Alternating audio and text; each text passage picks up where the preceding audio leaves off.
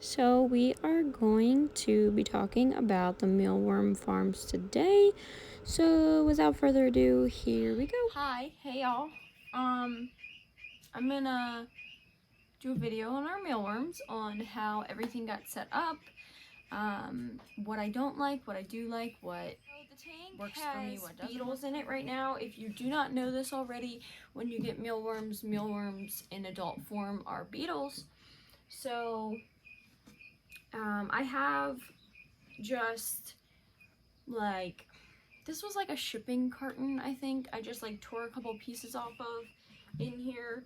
They really like the dark. And just so you know, these are Darkling beetles. If you can find beetles to purchase rather than worms, you can start breeding immediately. It took about a week, 2 weeks maybe to get beetles, and so now we're starting to get the eggs and the worms. But yeah, so this tank really has worked well. I have a couple different, so when I was sorting them, I had a container. This is just large waste that needs to be either composted or thrown out, and this is some stuff that might have eggs in it, so I'm gonna actually put it into a different container today.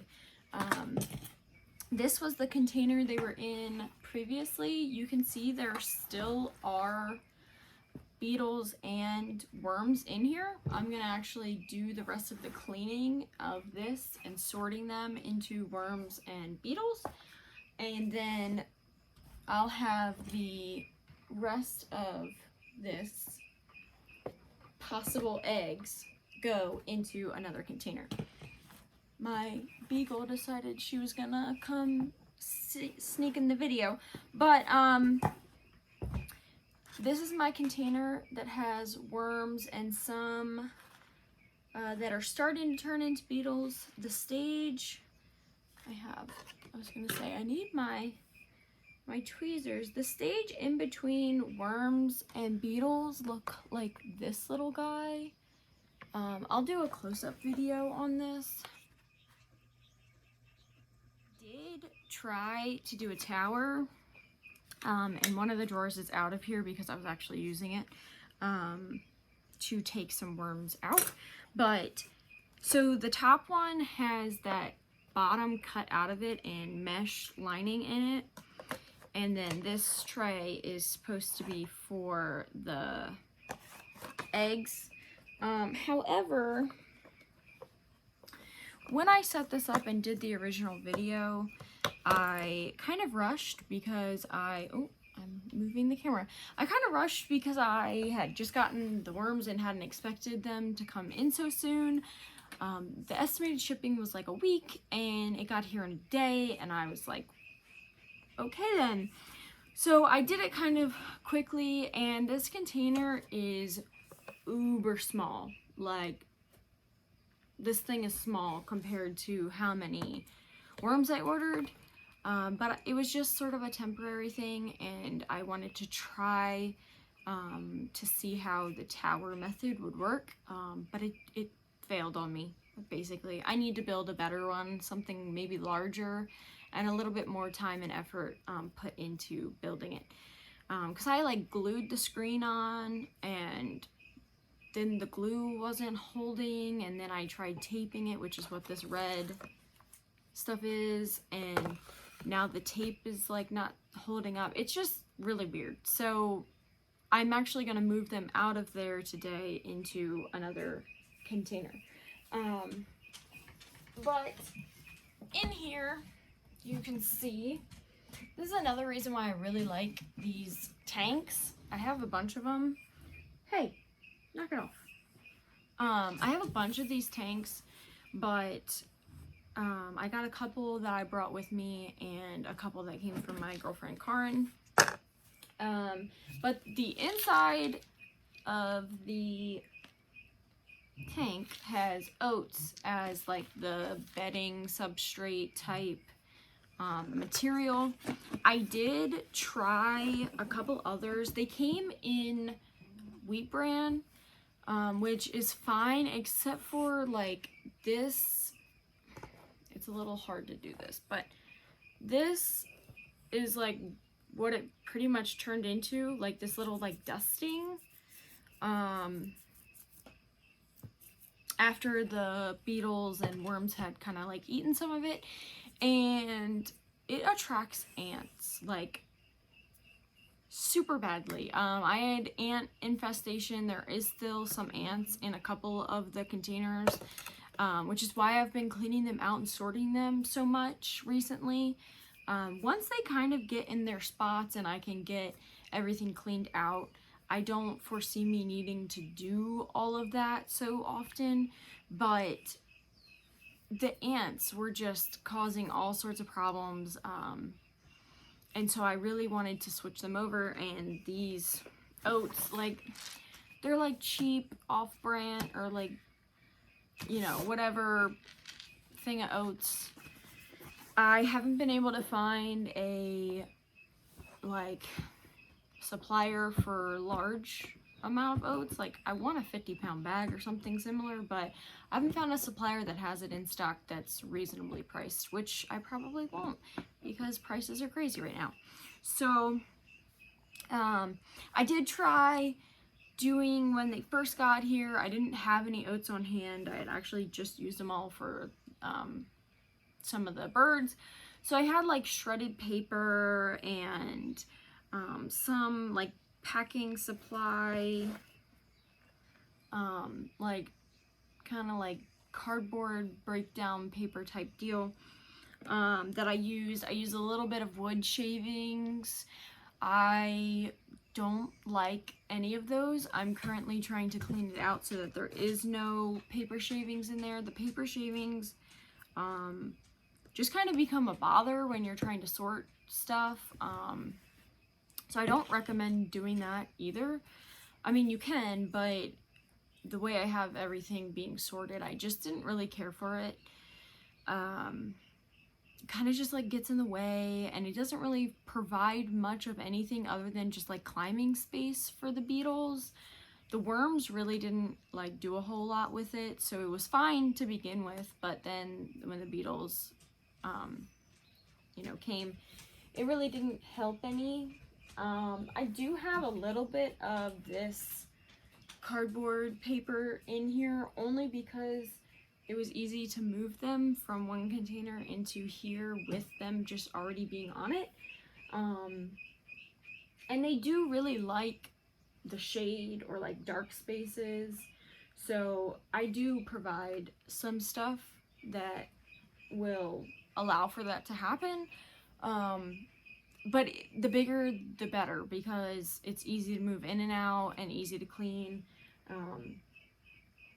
All of the tanks have potatoes in them. This potato is not sliced. I threw it in there last night when I was doing some more cleaning and stuff. I just didn't want it sitting on the table, so I just threw it in here. It's not going to stay in there like that, but what it normally looks like is kind of like a potato slice like this. And if you don't already know, when you slice potatoes, after a couple days, they kind of get like a, I don't really know what you would call it, like a, they don't look freshly cut. Like they have a little bit of a skin to them or something. It's basically just from the air. It creates kind of like a callousy, like when you are slicing potatoes, like their sprouts, to be put in the ground, you always let them sit for like a day or two to kind of like heal up or like callus up, so that they don't rot in the ground. That's kind of like the same deal of what happens here. And the beetles will, oh well, I just knocked a bunch of them off here. Let's try this slice. They'll kind of like eat at it and then make their own little like burrows in them, which is kind of cool. The worms do the same thing. They've got some potato slices in here. Some of them are smaller or have like gotten eaten down, but they also get potatoes. You can do like apples, carrots, really anything, but you don't want to introduce something that's going to mold very quickly or provide like too much moisture or humidity. So I don't really add any berries or like watermelon or like anything like that. I have added some like grasses and things, but potatoes are really easy and they just work.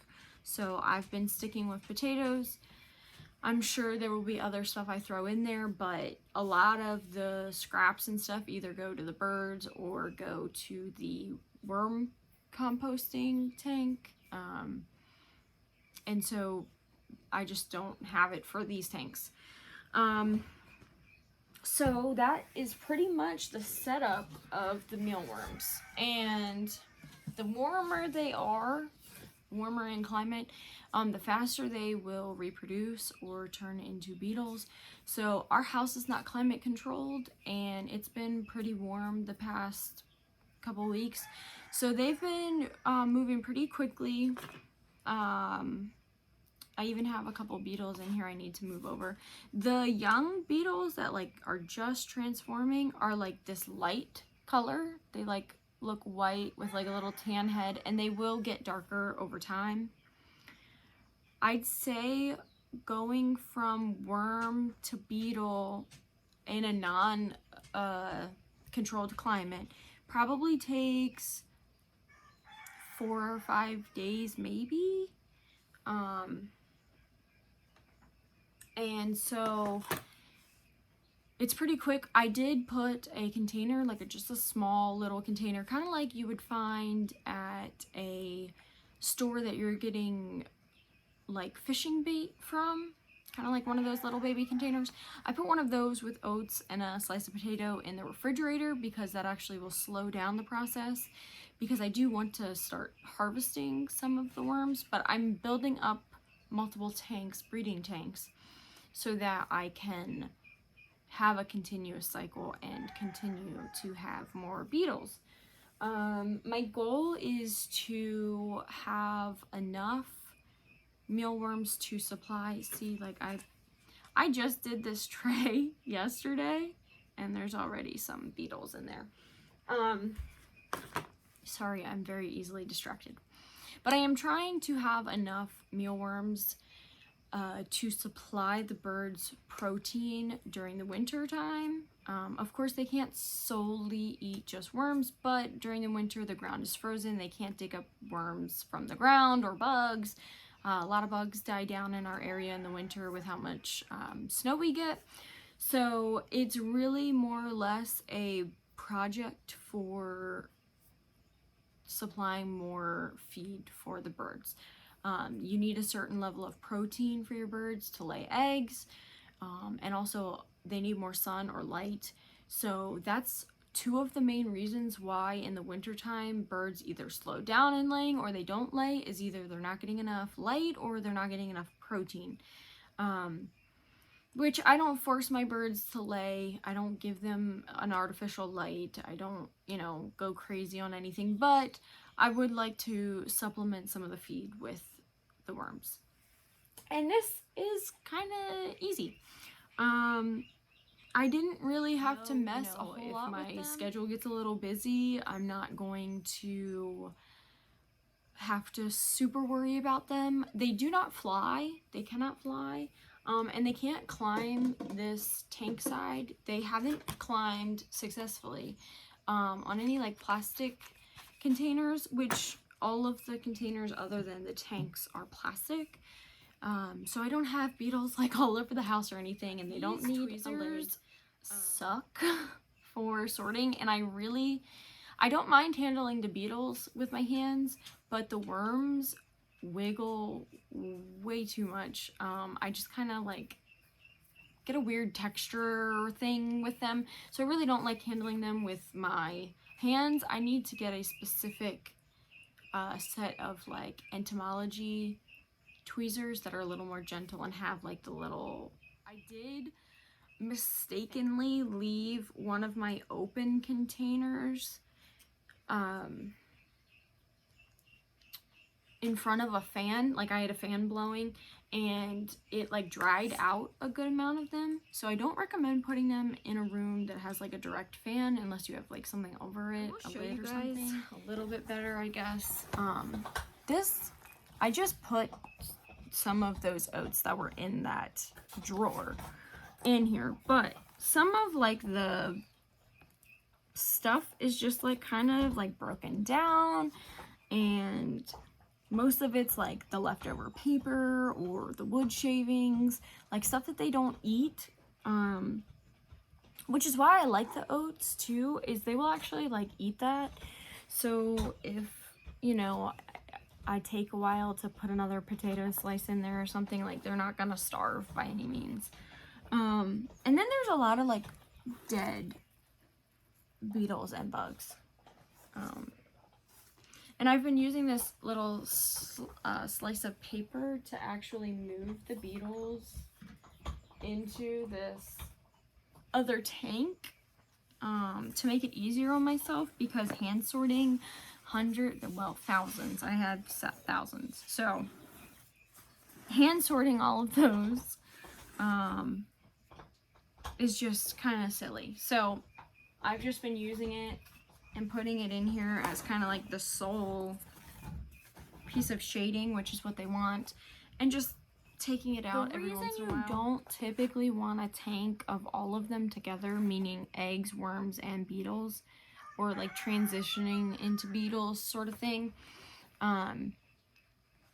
is because they'll start to eat each other, which is why I'm not going to put all of the beetles in one tank.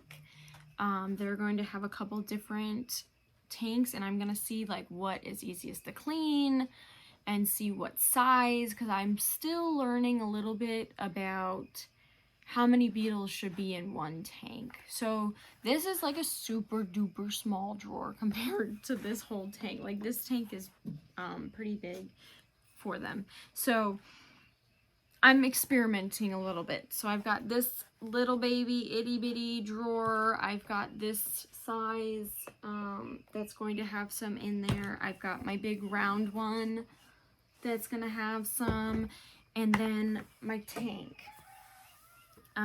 So we'll see, you know, around about what number. Feel it out and figure it out, and I'll get back to you guys on what works best. And I think I pretty much went over all of the mistakes I made, what's working for us right now, and why we're doing it. If anyone has any questions, feel free to comment below. Comment on our Facebook, message us, anything like that. We'll get back to you on that.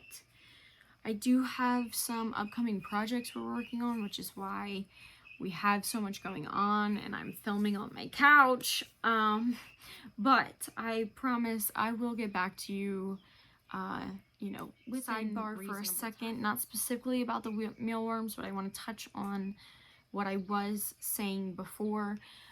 I lost my phone and all the footage on the editing program that I was using on my phone. I was able to save some that were on my iPad, but my phone had a whole bunch because it had a lot more space than my iPad does. So I lost a lot of footage. I have to refilm. It's been very hectic here, and so I'm slowly getting to it. I know I need to get another video filmed about the materials and medications and things to have on hand for the goats. I did that video and it was like an hour-long video, and I'm very frustrated that I lost it because I did edit it. I added all the comments into it, every like little bit of information, got everything like squared away, and then like 2 days after that happened, I lost everything. So I know that I have to do it, and I will be doing it, but it will just take a little bit of time because I already have other stuff planned and all of the motions of our new project. So I know I said it was going to be, I think in my last goat video, I was like, next week I'm going to post it because I was supposed to, and I had it all ready. Very frustrating, but I will get back to you guys on that, and I will film it as soon as we get this project stuff going. So give me a couple weeks and I'll have that video, that specific video, I'll have that one up. I am still making content every day. I'm posting every day on our Facebook, most of the time on our Instagram. I'm still working out all that stuff, but you know, subscribe, follow us, like us over there, and you'll see more content. I will try and still upload videos on YouTube weekly. I haven't gotten that down to a science yet. I am still going live on Mondays for Mondays with Morgan. So if you want to see and interact with us live, we do that over on Facebook every Monday, 5 p.m. Eastern time. Everything up, and you know, I do appreciate you guys who have subscribed and followed us and liked us and all of the things.